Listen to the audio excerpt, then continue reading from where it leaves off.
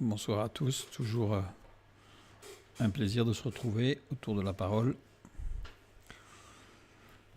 Et ce soir, nous voyons la dernière partie de Bereshit.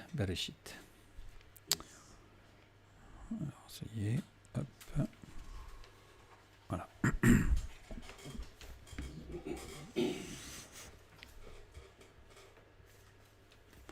Bonsoir à tous.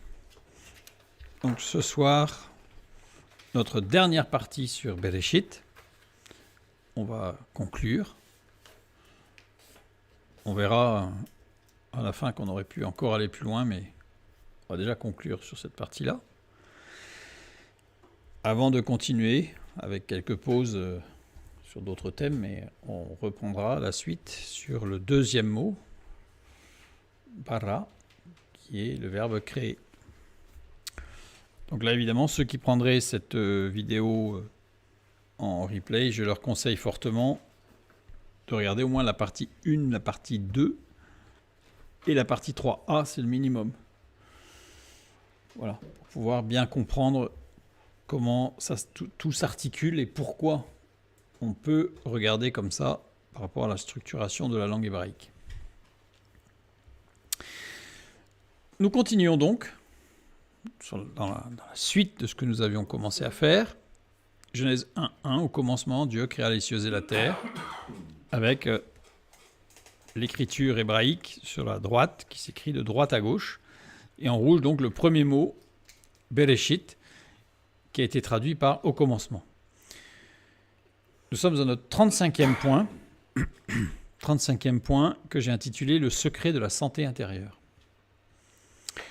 Bereshit, traduit par « au commencement ». Construction de Bereshit, la lettre Beit, en première lettre, qui veut dire « dans » ou « dans le ». Ensuite, au milieu, nous avons deux lettres Aleph, Shin, Esh, le feu, qui reprend le feu, l'Esprit de Dieu, le feu de l'Esprit de Dieu. Je renvoie vers l'étude numéro 32, la 32e, où nous avions mis ça en exergue. Ensuite, on va continuer. Et là, j'ai décalé le mot parce que si je superposais tout, à la fin, on n'y verrait plus rien, en fait. Donc, voilà. Comme ça, je reprends les 4 lettres centrales de Bereshit, qui forment le mot Rashi. Premier, principe. Élément que nous avions vu au 15e paragraphe. Ensuite, on redécompose encore avec les 2 premières lettres et l'avant-dernière, qui forment le mot Bori, qui veut dire santé, solidité, intégrité. Et là, je mets une référence, puisque c'est la première fois que nous voyons ce mot dans Ézéchiel, chapitre 34, le verset 20. C'est pourquoi ainsi leur parle le Seigneur l'Éternel. Voici, je jugerai entre les brebis, la traduction a été grasse, et la brebis maigre. Grasse étant celle qui est en bonne santé, celle qui est en plein développement, celle qui est solide. Bref, la belle brebis. Aleph est sous-entendu au début du mot Bereshit, ce que nous avions vu déjà dans le premier paragraphe d'étude. Donc maintenant, je prends le mot Bereshit et j'y ajoute la lettre Aleph que j'ai mise en gris, puisqu'elle est sous-entendue en tant que première lettre de l'alphabet.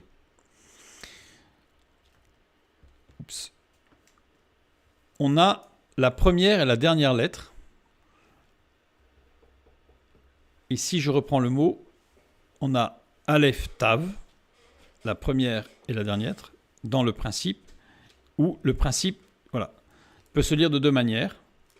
Si je prends les lettres telles qu'elles sont posées, le Aleph Tav, c'est-à-dire la première et la dernière lettre, dans le principe, ou une autre lecture, le principe dans le Aleph Tav. Le principe étant Rashi. Aleph Tav, évidemment, nous renvoie immédiatement à Apocalypse 1.8. Je suis l'alpha et l'oméga, puisque Aleph Tav, première et la dernière lettre de l'alphabet hébreu, et alpha, oméga, première et dernière lettre de l'alphabet grec. Dit le Seigneur Dieu, celui qui est, qui était et qui vient, le Tout-Puissant. On va lire aussi Apocalypse 21.6. Et il me dit, c'est fait. Je suis l'alpha et l'oméga, le commencement et la fin. À celui qui a soif, je donnerai de la source de l'eau de la vie gratuitement. Et nous allons aussi lire Apocalypse 22, 13. Je suis l'alpha et l'oméga, le premier et le dernier, le commencement et la fin. Le principe de toute la création est le Christ. C'est Apocalypse qui le révèle en fait, puisque Aleph Tav est dans le principe créationnel. Or, dans l'Apocalypse, la révélation de Dieu montre que celui qui est Aleph Tav ou Alpha Oméga est le Christ, Jésus-Christ, le Fils de Dieu, le Messie. Donc cela signifie que le principe de toute chose est le Christ. Mais la deuxième manière de lire Bereshit nous dit que le principe de toute la création est en Christ. C'est-à-dire que le principe, c'est le Christ, et toute la création, le principe même de la création est en Christ. Ça fait une différence. On pourrait dire presque une nuance, mais en réalité, c'est plus qu'une nuance, puisqu'il est tout, en fait. Il est tout. Le Fils de Dieu est extérieur à la création. Quand on dit que le principe de toute la création est le Christ, ça veut dire qu'il est forcément extérieur à la création. Il n'est pas créé, puisqu'il est le principe de la création. Donc il est extérieur à la création. Il est incréé de toute éternité. C'est ce que nous voyons dans Apocalypse 1:8. Celui qui est, qui était et qui vient. Il est toujours. Il est les limites matérielles et temporelles. Puisqu'on le voit dans Apocalypse 22, 13, je suis l'alpha et l'oméga, le premier et le dernier, le commencement et la fin.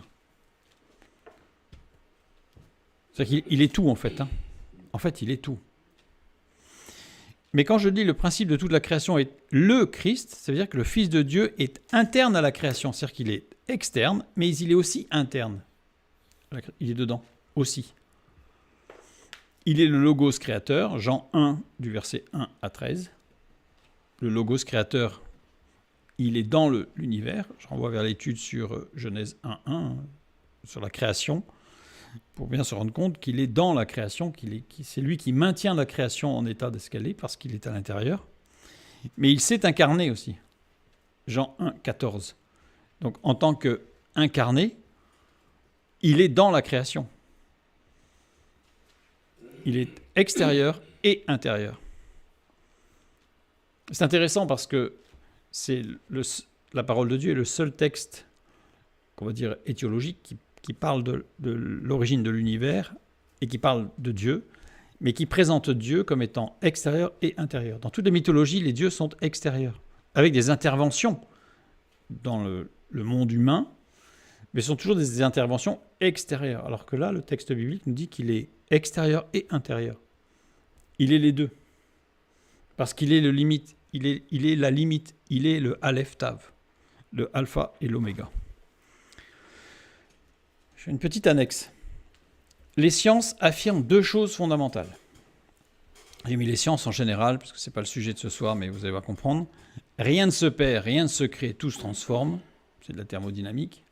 Mais c'est pour ça que j'ai parlé des sciences, puisqu'on parle de mécanique, on parle de thermodynamique, on parle d'électricité, enfin, peu importe, rien ne se crée, rien ne se perd, tout se transforme. C'est Antoine Lavoisier, XVIIIe siècle. Et le deuxième principe fondamental de la science, de l'observation scientifique, c'est que d'un élément inerte ne peut venir la vie.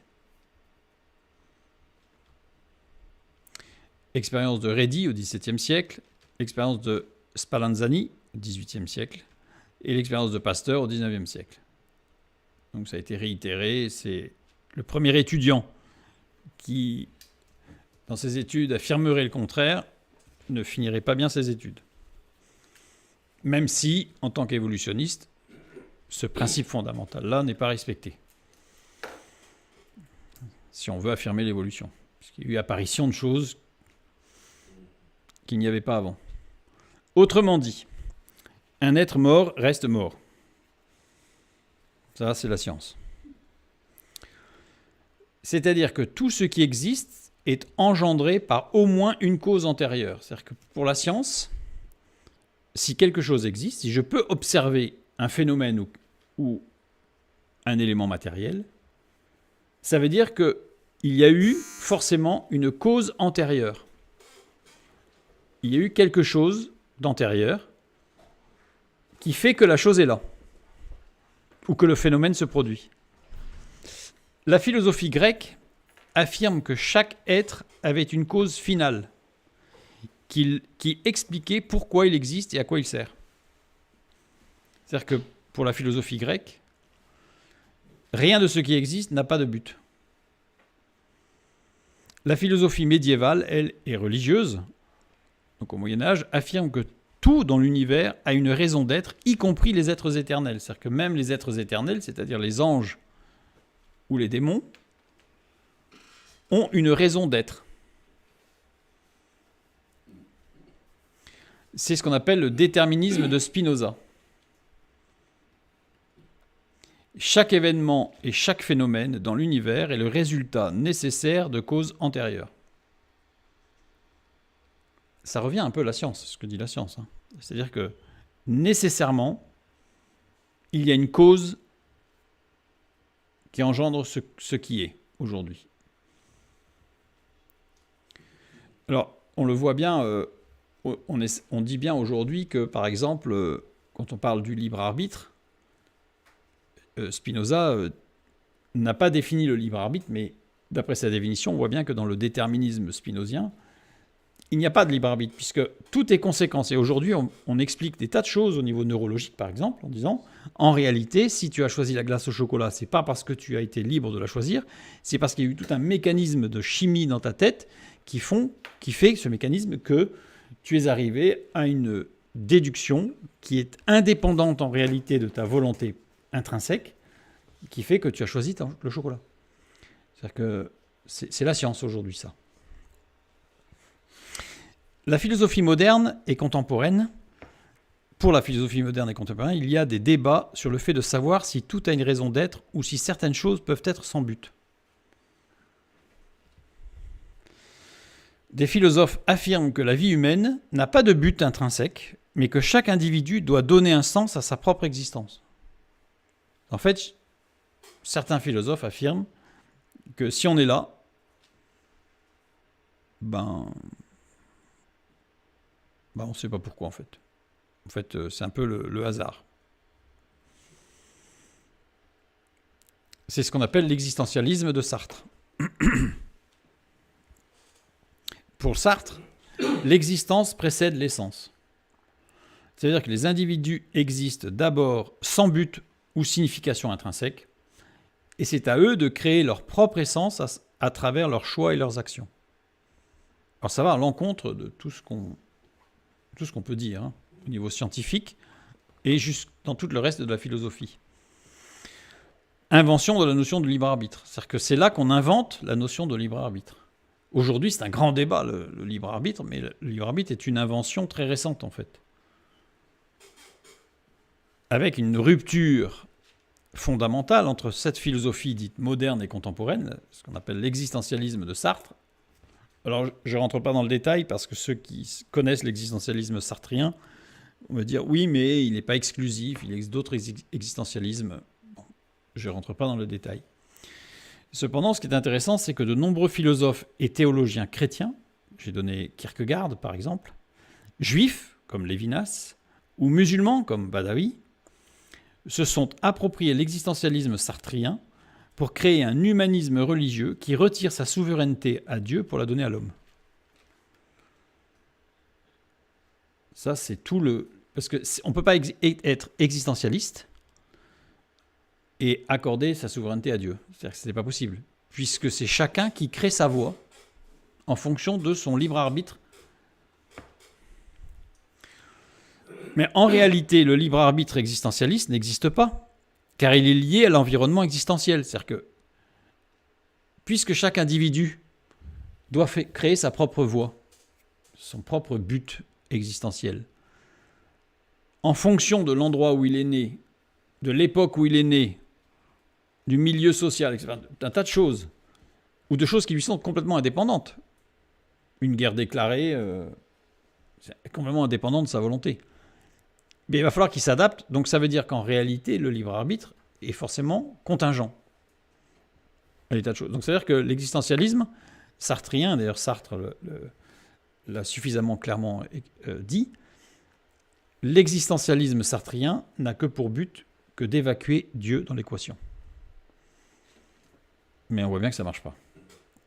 Ce qui est fort dommage, c'est que beaucoup de religions, et là nous on va parler en particulier du christianisme, s'est jeté sur l'existentialisme pour se refaire une santé, entre guillemets,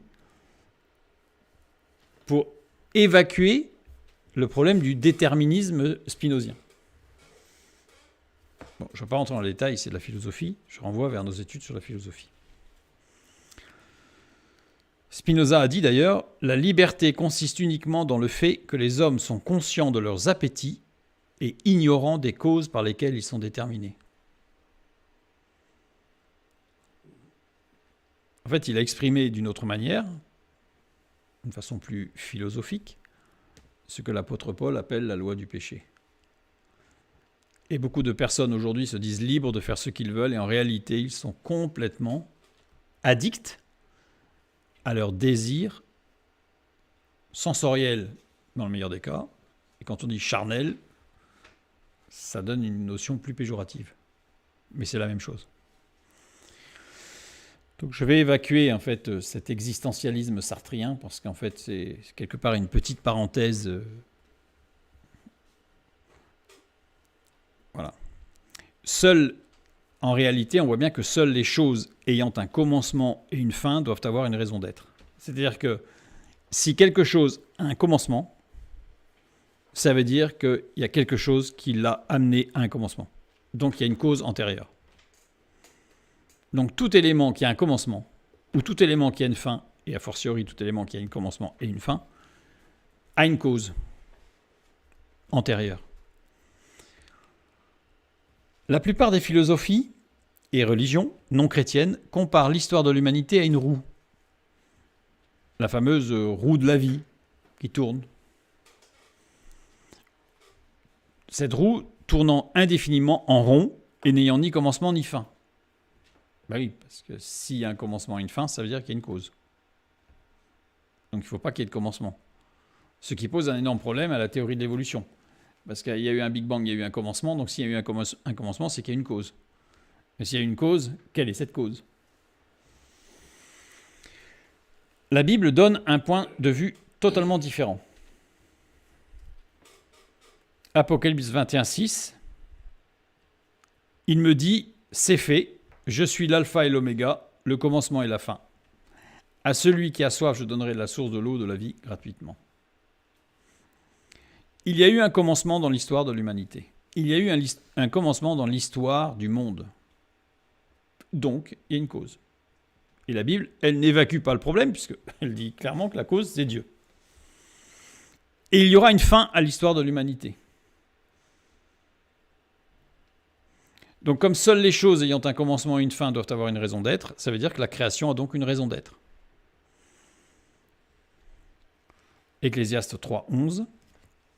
Il fait toutes choses bonnes en son temps, même il a mis dans leur cœur la pensée de l'éternité, bien que l'homme ne puisse pas saisir l'œuvre que Dieu fait du commencement jusqu'à sa fin.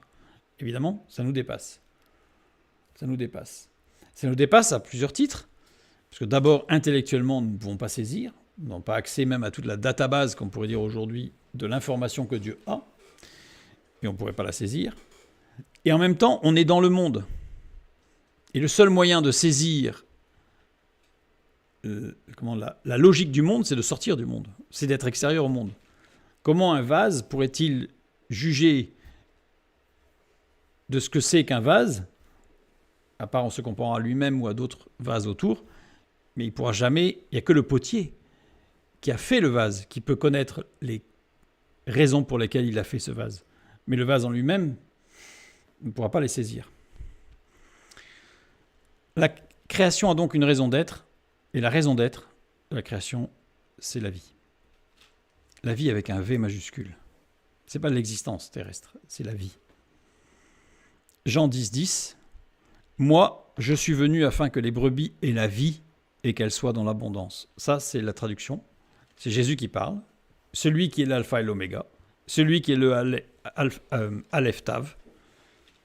Celui qui est le principe et qui est dans le principe, qui est le principe de créationnel et qui est dans la création en même temps. Mais la traduction littérale ici, c'est « Moi, je suis venu afin que les brebis aient la vie et qu'elle l'ait en abondance. » Et non pas qu'ils soient dans l'abondance. C'est terrible cette traduction. Parce que qu'ils soient dans l'abondance, ça donne l'impression que c'est la bénédiction qui découle. Voilà. Alors que Jésus n'a pas dit ça. Il a dit, il est venu donner la vie pour que les brebis l'aient en abondance. La vie. Voilà, c'est le but. Donc la raison d'être de la création, elle est là. La vie. Et d'ailleurs, c'est ce qui a été repris dans Apocalypse 21:6, donc à la fin de la parole de Dieu, à la fin de la Bible, il a dit « À celui qui a soif, je donnerai de la source de l'eau de la vie. » Donc on revient sur notre 35e point. Quand on est en Christ, Aleph Tav, on est dans, la lettre Beit, le principe Rashi, créationnel. C'est-à-dire que si je reprends Aleph Tav, imagine le Aleph qui est sous-entendu au départ, bien quand je suis à l'intérieur du Aleph Tav, je suis dans le principe créationnel. En Christ, je suis dans le principe créationnel. Ça veut dire que je vais être reconstruit, c'est-à-dire que je fais partie d'une dynamique de création, avec un but, la vie. On retrouve Bereshit, Aleph Tav. Et on continue. On peut être au bénéfice du Saint-Esprit, Esh, qui donne santé, solidité et intégrité, Bori. C'est-à-dire que c'est quand on est en Christ, on est dans le principe créationnel, et alors on peut être au bénéfice du Saint-Esprit, Esh, qui donne santé, solidité et intégrité. Lecture de Bereshit. Lecture composée de Bereshit. Le but de la création pour chacun de nous, c'est de reconnaître Christ comme sauveur et protecteur. Il nous entoure de... il y a un problème dans ma phrase. Le but de la création pour chacun de nous, c'est de reconnaître Christ comme sauveur et protecteur. Alors il nous entoure, il nous cache, et le but c'est de nous cacher en lui, dans le principe, et de nous laisser imprégner de l'Esprit de Dieu, et alors nous serons solides, intègres et en bonne santé intérieure. C'est tout ce que la parole de Dieu va expliciter sous forme de la sanctification. Le salut est une chose. Le salut, c'est rentrer dans le principe créationnel. La sanctification, c'est laisser le Saint-Esprit nous rendre solides, en bonne santé et intègres, ou retrouver l'intégrité de notre corps, âme, esprit, esprit, âme et corps. Vous voyez ? Donc tout ça est inclus dans Bereshit, dans ce premier mot. Toute cette mécanique, tout ce but créationnel, ce principe créationnel qui est en Christ, et quand on est en Christ, l'étape d'après, c'est de laisser le Saint-Esprit en nous construire. C'était le 35e point. 36e point. Dieu se révèle en son Fils. Bereshit, traduit par au commencement. On a toujours la lettre Beit au départ, qui veut dire dans ou dans le. Ensuite, deux lettres, Reish Aleph, radical du verbe Ra, qui veut dire voir, sachant que c'est une racine, Reish Aleph, qui désigne la visibilité, l'intelligibilité. Genèse 12, 7, voyons, l'Éternel apparut à Abraham, Ra, et dit, je donnerai à ce pays à ta postérité. Et Abraham bâtit là un autel à l'Éternel qui lui était apparu, Ra toujours. Donc c'est-à-dire que Ra se traduit par voir dans nos textes en général, ou apparaître, mais il faut voir que c'est littéralement, c'est ce qui rend intelligible, ce qui rend visible, ce qui permet de saisir les choses, ce qui permet à la raison, à la rationalité, d'intégrer les choses. Et les 3 dernières lettres, shit, fondement. Là, on l'a déjà étudié au 11e paragraphe. Dieu, infini dans ses attributs et dans son essence, est totalement inaccessible à notre entendement. En fait, en tant qu'infini, on ne peut pas le saisir. Déjà, la notion d'infini est déjà difficile à saisir. La notion, déjà. Alors, appliquer l'infini à un attribut, là, ça devient totalement impossible pour nous. 1 Timothée 6,16, nous lisons « Lui qui seul possède l'immortalité, donc éternelle, qui habite une lumière inaccessible, que nul homme n'a vu ni ne peut voir, à qui appartiennent l'honneur et la puissance éternelle. Amen. » Donc c'est défini comme étant l'inaccessible. L'inintelligible pour nous. Dieu est parfait et autosuffisant. Il n'a besoin de rien ni de personne. Contrairement à une certaine théologie moderne qui veut que Dieu ait besoin des chrétiens. Parce que s'il n'y a pas les chrétiens, Dieu ne réussira pas à vaincre Satan. C'est la théologie moderne qui veut qu'il faut prier, prier, prier, prier, sinon Dieu n'aura pas la victoire. Ce qui est évidemment une aberration totale. Donc, petit aparté, on a déjà vu la Trinité qui se trouvait elle-même déjà dans Bereshit, mais là on a nécessairement Dieu et Trinité. C'est-à-dire que pour être parfait et autosuffisant, il ne peut être que trinitaire. Attention, je n'ai pas dit il ne peut être que 3. Il ne peut être que trinitaire ou triunitaire. Un petit détour. On va prendre l'exemple de l'amour. L'amour. Sentiment d'affection et d'attachement envers une chose ou un être vivant extérieur à soi. C'est l'amour. L'amour nécessite une relation dans l'altérité, puisque c'est un sentiment d'affection et d'attachement envers une chose qui est extérieure à soi. Donc il faut une altérité, il faut quelque chose d'autre que moi, pour que je puisse aimer. Dieu est amour. Donc Dieu doit être avec des relations, puisque sinon il ne peut pas être amour, puisque l'amour c'est forcément quelque chose d'autre. Alors on peut dire il est amour avec les anges, et il est amour avec les hommes. Mais si son amour repose sur une nécessaire relation, alors cela signifie qu'il dépend des autres pour être amour. C'est-à-dire que s'il faut qu'il y ait des anges ou des hommes pour que Dieu puisse être amour, ça veut dire qu'il n'est plus autosuffisant. Ça veut dire qu'il a besoin, il a un besoin. Déjà, on s'arrête là, déjà ça suffit. Donc il n'est plus parfait. Les autres, les anges ou les hommes.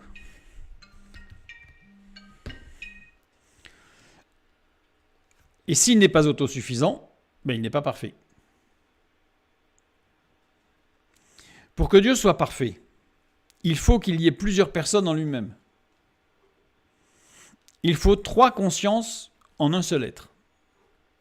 Nécessairement. Alors 3, pourquoi pas 4 ou 5 ? Pourquoi 3 ? Pour l'amour, on va reprendre l'exemple de l'amour, toujours on reste sur l'amour. L'amour implique 2 choses. Le partage. Il faut un donateur. Et il faut un receveur. C'est le partage. Qui peuvent être l'un et l'autre tour à tour. C'est-à-dire que ce n'est pas forcément unidirectionnel, évidemment. S'il n'y a que 2 personnes, qu'est-ce qui se passe ? On a de la complaisance et on a un enfermement autarcique. C'est-à-dire que ça tourne en rond, quoi. Ça tourne en rond avec un risque, c'est que ça s'emballe dans un sens ou dans l'autre. Il faut nécessairement une deuxième chose, en plus du partage, il faut la coopération. 2 personnes coopèrent avec une troisième. Un exemple type, c'est les parents qui portent leur amour vers l'enfant. C'est l'exemple type. Pour qu'il y ait un amour plein, il faut au moins 3 personnes. Puisqu'il y a un donneur, un receveur et une coopération. C'est-à-dire que ce qui a été donné et reçu doit faire participer à quelqu'un d'autre, doit être vu ou témoigné, ou être, quelqu'un d'autre, un tiers, doit être témoin de cet amour, pour pas que ce soit autarcique et complaisant. S'il y a plus de 3 personnes, apparition de l'aléatoire. C'est-à-dire que là, on va avoir plusieurs avis, plusieurs considérations, donc on a de l'aléatoire. Or, Dieu est suffisant. Il n'y a donc pas d'aléatoire en lui. Tout est constant. Pour la conscience, par exemple, il faut au moins 3 personnes aussi pour la conscience. Plus de 3 est superflu et amène de l'aléatoire encore. Et l'aléatoire étant une imperfection. Or, Dieu est parfait. Donc on voit bien que c'est forcément 3. Chaque personne de la Trinité peut connaître l'essence divine des autres et de la sienne. Ce qu'on appelle la pleine conscience de soi. Chaque personne c'est hypostasis en grec, et l'essence divine c'est ousia. Dieu. Dieu connaît l'acéité, c'est-à-dire qu'il est la cause de lui-même, l'immutabilité, l'infinité, l'unité. C'est toute la définition que nous avons vue dans les transfinis, définie par la lettre Aleph. On a le Père, omniscience, l'initiateur de toute action, le planificateur. On a le Fils, l'avocat, le modèle de toute chose, le juste juge, le Messie, incarné. Et on a l'Esprit, le consolateur, le guide, le régénérateur. Et là, on a la pleine conscience. Si on a tous ces attributs, en fait, on a forcément la pleine conscience de soi-même, tous ces attributs, mais définis en 3 personnes. Il existe donc 3 relations en Dieu entre les hypostases. Hypostasis, la personne. On a la paternité, on a la filiation, et on a ce qu'on appelle l'aspiration dans l'amour. On a la coopération et le partage entre les 3. Regardons l'action de Dieu en nous. Dieu est souverain, le Père, initiateur de toute action, qu'on appelle inspiration ou inspiration.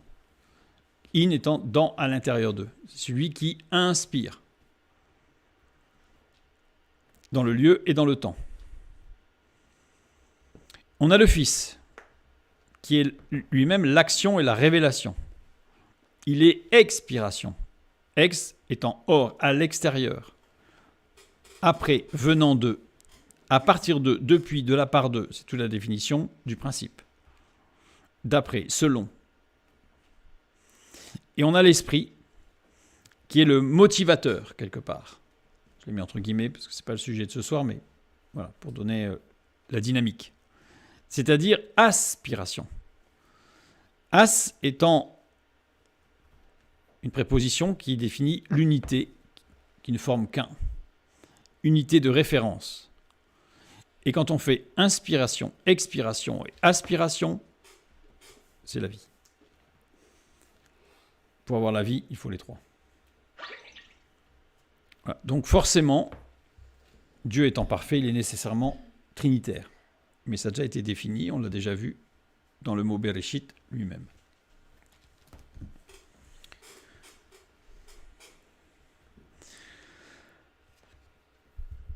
En ouvrant la création, en créant le monde, Dieu se rend accessible. Puisqu'il est extérieur au monde, donc là, s'il avait été que extérieur, il était inaccessible. Mais comme il est à l'intérieur du monde, il va se rendre accessible. Et le premier élément rendu intelligible est le fondement shit. Le premier élément intelligible rendu accessible, c'est shit. Bereshit. Ça veut dire que je peux le lire de plusieurs façons, Bereshit. Si je mets un espace entre les 2 premières lettres, la 3e, et entre la 3e et les suivantes. Beit Reish, puis Aleph, puis Shin Yod Tav. J'obtiens Bar Aleph Shit, c'est-à-dire le Fils de Dieu, établi, nommé, fondé.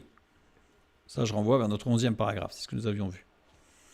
Mais si j'écris maintenant Bereshit avec un autre espace, Beit, puis Reit Aleph, puis Shin Yod Tav, ce qui est Berashit, Dieu dans la révélation de celui qui est établi, fondé.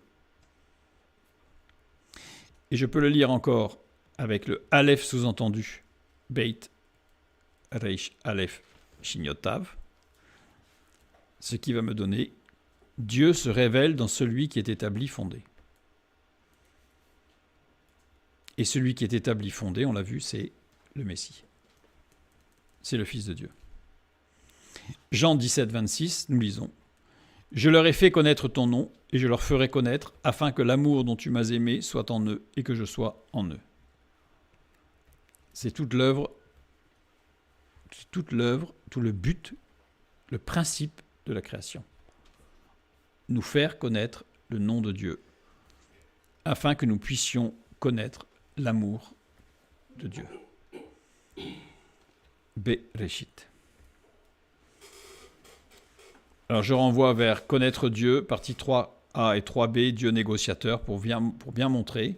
La partie 3a, c'est quand Dieu se révèle à Abraham et ne négocie pas, mais amène Abraham à justement accéder à ce que Dieu lui donne, à ce que Dieu se révèle d'intelligible.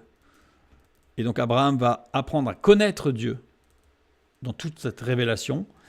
Et dans la partie 3b, c'est quand Dieu se révèle à Moïse, et Dieu va apprendre à Moïse à le connaître et à avoir un accès à ce que Dieu lui donne accès. C'est-à-dire que Dieu est inaccessible, mais Dieu se rend accessible. C'est tout le texte. Il s'est fait pauvre de riche qu'il était. C'est-à-dire qu'en fait, il s'est rendu accessible alors qu'il n'était totalement inaccessible. Nous continuons avec le 37e point. La création de Dieu, que j'ai donné comme titre. Bereshit, au commencement. Les deux premières lettres, Beit Reish, racine primitive qui développe l'idée générale de toute production émanée d'un être générateur. Donc il y a eu, d'ailleurs c'est pour ça que ça donne Bar, fils. C'est une racine, mais qui a donné le nom Bar, fils, parce que le fils, il est généré par un générateur. Il est engendré par un générateur. Ensuite, Aleph, valeur numérique 1, représente Dieu en tant qu'infini achevé, rendu accessible à tout un chacun. Donc ça, je renvoie vers l'étude, premier paragraphe. Tout est sorti de Dieu. Tout est sorti de Dieu. La création n'est pas Dieu, ou un assemblage de Dieu, au pluriel. C'est pas le panthéisme. Je renvoie vers connaître Dieu, partie 11a et 11b, Dieu et les dieux étrangers, pour bien comprendre ce que cela signifie. 1 Corinthiens 8, 5 et 6, nous lisons. « Car s'il est des êtres qui sont appelés dieux, soit dans le ciel, soit sur la terre, comme il existe réellement plusieurs dieux et plusieurs seigneurs, néanmoins, pour nous, il n'y a qu'un seul Dieu, le Père, de qui viennent toutes choses et pour qui nous sommes, et un seul Seigneur, Jésus-Christ, par qui sont toutes choses et par qui nous sommes. » Aussi, évidemment. Romains 1, 24 et 25. « C'est pourquoi Dieu les a livrés à l'impureté selon les convoitises de leur cœur, en sorte qu'ils déshonorent eux-mêmes leur propre corps, eux qui ont changé la vérité de Dieu en mensonge et qui ont adoré et servi la créature au lieu du Créateur, qui est béni éternellement. Amen. » Ils ont adoré la créature au lieu du Créateur. C'est-à-dire qu'ils ont adoré la création et pas le Créateur. L'idolâtrie, c'est adorer la création et non pas le Créateur. Ceux qui sont attachés à l'argent, c'est de l'idolâtrie. Parce qu'ils adorent ce que Dieu a fait, mais pas ce qu'il est. Tous les dieux, ce ne sont que ce que Dieu a fait. Toutes les mythologies, ce ne sont que ce que Dieu a fait, mais jamais Dieu ce qu'il est. Donc là, des Bereshit, le texte, tout est sorti de Dieu. C'est-à-dire que il n'y a pas un assemblage de Dieu au pluriel. La création n'est pas Dieu, tout est sorti de lui.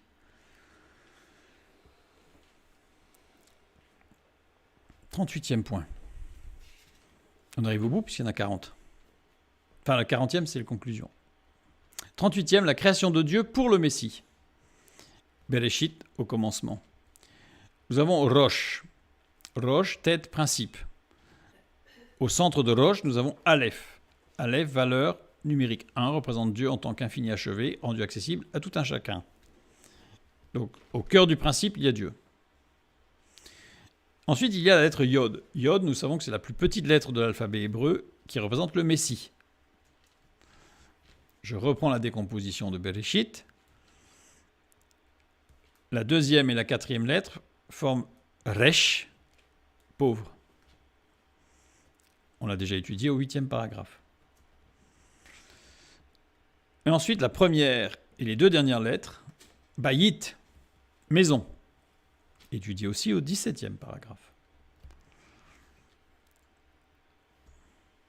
Nous avons déjà vu que le principe Rosh est au centre de la maison, Bayit, dans la 8e partie. On peut lire un autre message qui définit le but de la création dans le premier mot.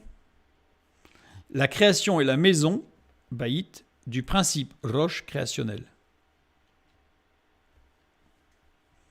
Et le Yod, le Fils de Dieu incarné, le Messie, est au centre de la maison Bayit. Le Yod, qui est le Messie, rappelez-vous, on a fait une distinction forte entre le Fils de Dieu et le Messie, puisque le Fils de Dieu est Dieu, le Messie est le Fils de Dieu incarné. Le Yod, le Messie, est le principe de la maison, Bayit, il est au centre, de la création tout entière, comme le Aleph, Dieu en tant qu'infini achevé, rendu accessible, et le principe des principes qui se limite, Resh, dans sa révélation. C'est-à-dire qu'à partir du moment où Dieu a créé, il se rend accessible. Se rendant accessible, forcément, il se synthétise, il se limite pour qu'il puisse être accessible. Il ne se limite pas dans sa puissance, il ne se limite pas dans ses attributs, il se limite dans son accessibilité pour que nous puissions avoir accès. Et encore, partiellement, comme dit l'apôtre Paul, nous voyons aujourd'hui comme au travers d'un miroir déformant, avec une vue qui n'est pas limpide, mais quand nous serons réunis avec lui, nous aurons une vision limpide à ce moment-là. C'était le 38e. 39e partie. L'action du message de Dieu. Bereshit, au commencement. Nous avons ici les trois lettres Reish, Aleph, puis Yod, qui forment le mot Rei, miroir, justement. Job 37, 18, nous avons « Peux-tu, comme lui, étendre les cieux aussi solides qu'un miroir de fonte ?» Et Rei est formé des lettres Reish Yod, racine désignant une révélation spirituelle, avec au centre le Aleph, qui est la valeur qui représente Dieu rendu accessible, sans perdre son infini, son infinité et son unité. Voilà, première partie. Donc on voit bien que la construction où toujours Dieu est au centre, toujours. Ensuite, nous avons trois lettres, Beit, Shin, Tav, qui forment le mot Bochet. Bochet qui veut dire honte. Comme dans 1 Samuel 20, 30. Alors la colère de Saül s'enflamma contre Jonathan, il lui dit « Fils pervers et rebelle, ne sais-je pas que tu as pour ami le fils d'Isaïe, à ta honte et à la honte de ta mère ?» Bochet, formé de Beit Tav, racine désignant un espace intérieur, un logis, et au milieu, Shin, représente le Saint-Esprit. Nous avons vu jusqu'à présent tout ce qui concerne le message de Dieu pour nous. Les hommes, sa création, de quelle manière il nous est adressé par son Fils le Messie. C'est-à-dire qu'on voit bien que jusqu'à présent, tout le mot est construit autour de la révélation du Fils de Dieu. On ne peut pas lire, je dirais, le message intrinsèque de Bereshit si on ne veut pas voir le Messie et l'œuvre du Messie, puisqu'il est le centre, il est tout. Ici, la construction du mot nous montre comment agit le message de Dieu. La révélation, Reishiot de Dieu, Aleph, agit comme un miroir, Rei, qui renvoie la réalité de ce que nous sommes Et c'est le Saint-Esprit, Shin, en nous, Beit Tav, qui amène à la honte, Bochet.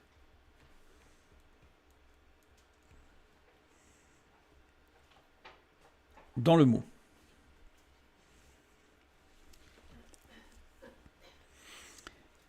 Conclusion. Bereshit, au commencement. Avec la lettre Aleph sous-entendue.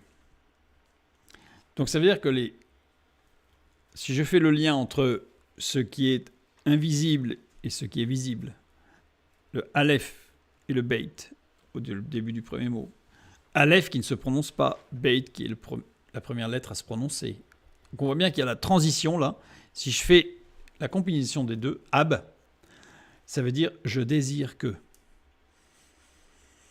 Job 34, 36, nous avons qu'il continue donc à être éprouvé puisqu'il répond comme font les méchants. Vous voyez là, il n'y a rien de rouge parce qu'en fait, c'est un mot qui n'est pas traduit. Ici. Abi. Abi, ça veut dire qu'il exprime un désir profond. Nous savons, parce qu'il manque un S là, mais nous savons que Dieu se fait père en créant le monde. On l'a vu dans le premier paragraphe. Ab veut dire aussi père. Donc nous savons qu'en créant, Dieu se fait père. Et le premier mot de son message pour les hommes est une sorte de lettre condensée où tout est dit. C'est-à-dire que le premier mot, c'est une sorte de condensé extrêmement riche de ce que Dieu veut dire et révéler dans sa création. Dès le premier mot, dès le premier souffle créationnel, le premier mot, Bereshit. Et voilà avec tout ce que nous avons étudié, avec les 39 paragraphes que nous avons étudiés ensemble, nous allons pouvoir lire cette lettre que Dieu écrit à l'humanité. Oups. Alors, il y a un petit souci, mais c'est pas grave. Rappelons-nous, au tout début, nous avions dit que la tradition juive rapporte une information particulière concernant le livre de la Genèse. Elle dit que le livre de la Genèse reprend tout le plan de Dieu pour l'humanité, décrit dans l'Ancien Testament. Puis que le livre de la Genèse est contenu dans le premier chapitre de la Genèse. Puis que le premier chapitre de la Genèse est contenu dans le premier verset du chapitre. Puis que le premier verset du chapitre de la Genèse est contenu dans son premier mot, Bereshit. Et même la tradition va plus loin, puisqu'elle dit que la première lettre de ce verset le contient tout entier.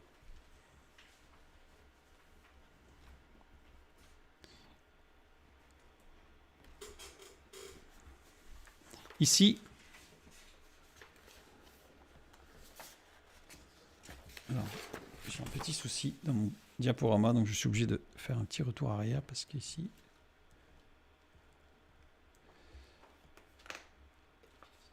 Alors, je ne sais plus, excusez-moi,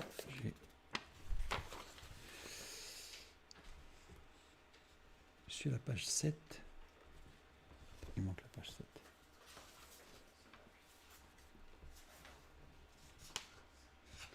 J'ai un petit souci. D'accord.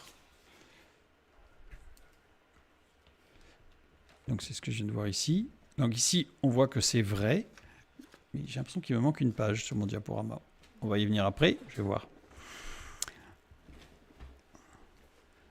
C'est ce que nous avions vu en tout cas au tout début. L'étude de chacun des mots constituant les premiers versets de la Genèse sous différents points de vue permet d'entrevoir et d'apercevoir tout le plan de Dieu, notre Père et le Créateur de toutes choses, établi depuis la fondation du monde. En fait, c'est le Fils de Dieu qui est venu nous révéler ce qui a été établi depuis la fondation du monde. C'est au travers de l'œuvre de Jésus-Christ que nous pourrons voir ce plan divin merveilleux. C'est ce que nous avons vu jusqu'à présent. On a juste une question quand même qui demeure, puisque la première lettre de ce verset le contient tout entier. Beit. Point d'interrogation, parce que là, on n'a pas trop vu. Donc, si je reprends Bereshit, lettre ouverte aux hommes. Voilà, c'est là que là. On va voir après, parce qu'il y a une petite inversion, mais on va voir juste après pourquoi le Beit. Voilà la lettre que Dieu écrit. Alors, je ne vais pas lire tous les petits exposant, puisque ce sont les paragraphes dans lesquels nous avons étudié les 7 éléments précisément, mais je vais juste lire la lettre que Dieu écrit aux hommes, à chacun de nous. Je désire que vous sachiez, vous qui lirez ces mots, que je suis votre Père, la cause première de toute chose, l'être, le départ de toute chose, et qu'en moi vous pouvez tout recommencer. Je suis 3, Père, Fils et Esprit. Et vous pouvez être un avec moi, car je me suis abaissé jusqu'à vous dans la personne de mon Fils. Si vous le désirez, voici mon Fils, le Christ, et les prémices de la vie nouvelle. Je l'ai donné et il s'est fait péché pour vous, lui qui connaissait la même condition que moi et qui s'est fait homme. Il veut vous revêtir d'un vêtement blanc et pur, afin de vous offrir à chacun la grâce d'une nouvelle création. Oui, je désire que vous entriez en vous-même par la honte et que vous retrouviez votre condition de juste. Pour ce faire, il vous faut le reconnaître comme mon Fils et qu'il prenne toute la place dans votre cœur, dans votre vie. Comment le reconnaîtrez-vous ? Il naîtra d'une vierge, laquelle je couvrirai de mon ombre. Il sera abandonné de tous, humilié, mais il reviendra à la place qu'il occupait avant de se faire homme. Cela se fera lorsque les temps seront accomplis. Il deviendra la tête du corps formé par ceux qui l'adoreront, mais pour ceux qui ne le recevront pas, il sera une odeur de mort. Après son séjour sur terre, il vous enverra le Consolateur, mon esprit, et je ferai une alliance de feu avec vous. Vous savez tout, si vous l'acceptez, pour avoir une vie équilibrée. En fait, il doit être tout en vous. Surtout, ne me confondez pas avec ma création. Dans celle-ci, je me suis révélé à vous dans tout mon amour pour vous. C'est le contenu de Bereshit. Le premier mot de la révélation de Dieu qui donne tout. Absolument tout. Quelle puissance. Quelle puissance de Dieu. Et petite pensée en lisant qui m'est venue. Vous savez, on parle de la Trinité comme de quelque chose de bizarre. Enfin, bon, c'est pas le sujet de ce soir, mais imaginez un être qui se révèle en trois et les trois ne forment que un, parfaitement un. Et cet être-là vous dit, je te propose de faire un avec moi. Mais c'est extraordinaire. Il donne la preuve qu'il sait ce que c'est que de faire un. Vous arrivez avec quelqu'un qui est unique, qui ne sait pas ce que c'est que l'unité puisqu'il est tout-puissant, omnipotent, voilà. Et il vous dit, je te propose de faire un avec moi. Là, vous avez un risque de tomber sur un pervers narcissique, sur un manipulateur. Bref, sur des individus bizarres qui ne savent pas ce que c'est que de faire un. Mais Dieu se révèle en trois personnes qui ne font qu'une. Et celui-là qui est capable, cet être qui est capable de se manifester dans une unité qui nous dépasse, nous propose de ne former qu'un avec lui. Il ne pouvait pas y avoir plus grande preuve de ce qu'est faire un. De ce qu'est faire un. Et la lettre signée Dieu, votre Créateur et Père. Le premier souffle créationnel, le premier élément de révélation, c'est toute une lettre d'un Père pour chacun de ceux qu'il a créés. Nous. Je reviens sur Beit. J'ai pris ici une photo. De la première page de ma Bible en hébreu. Et on y voit quelque chose d'important. Le Beit initial, la première lettre de la parole de Dieu, Beit, est toujours transcrite plus grande que les autres sur les manuscrits. Et ça a été retranscrit dans certaines Bibles en hébreu. Pas toutes, malheureusement. Certaines lettres de la parole de Dieu, en hébreu, sont plus larges, mais pas plus hautes que les autres. Pour ceux qui sont habitués à lire l'hébreu, il y a certaines lettres qui sont plus larges, mais pas plus hautes.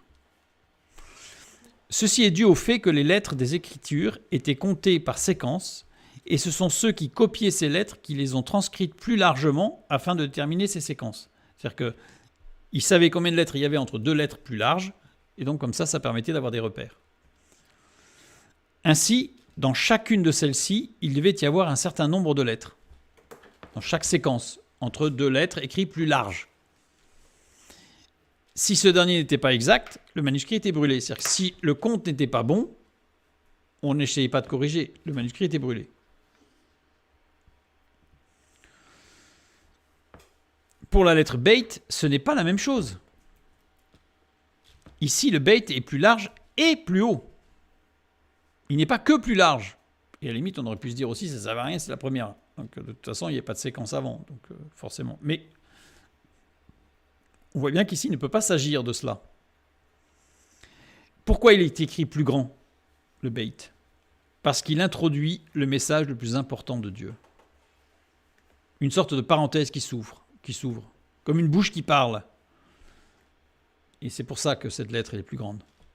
Alors il y a d'autres textes où on a des lettres qui sont écrites, enfin une lettre qui peut être écrite plus grande, ou parfois une lettre qui est écrite plus petite, ou en exposant.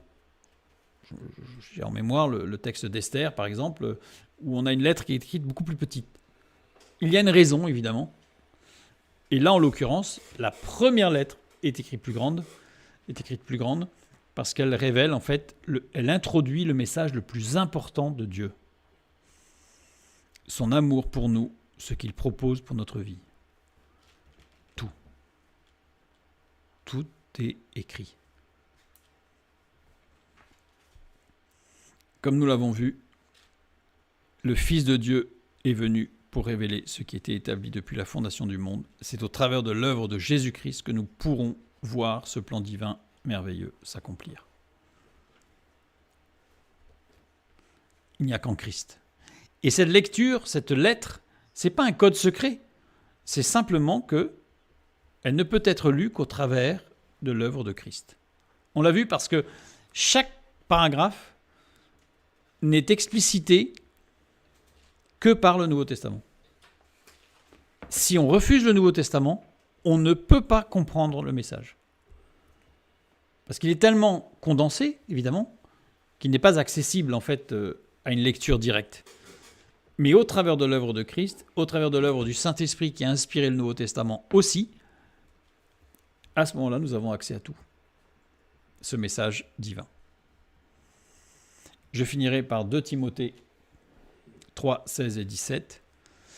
Toute écriture est inspirée de Dieu et utile pour enseigner, pour convaincre, pour corriger, pour instruire dans la justice, afin que l'homme de Dieu soit accompli et propre à toute bonne œuvre.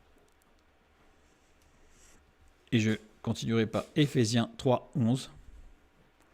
Selon le dessein éternel qu'il a mis à exécution par Jésus-Christ, notre Seigneur. Toute écriture est inspirée de Dieu et utile pour enseigner, pour convaincre, pour corriger, pour instruire dans la justice, afin que l'homme de Dieu soit accompli et propre à toute bonne œuvre, selon le dessein éternel qu'il a mis en exécution par Jésus-Christ, notre Seigneur. Fin pour le premier mot. À suivre pour le mot suivant. Bara, créer. Que Dieu vous bénisse et à bientôt.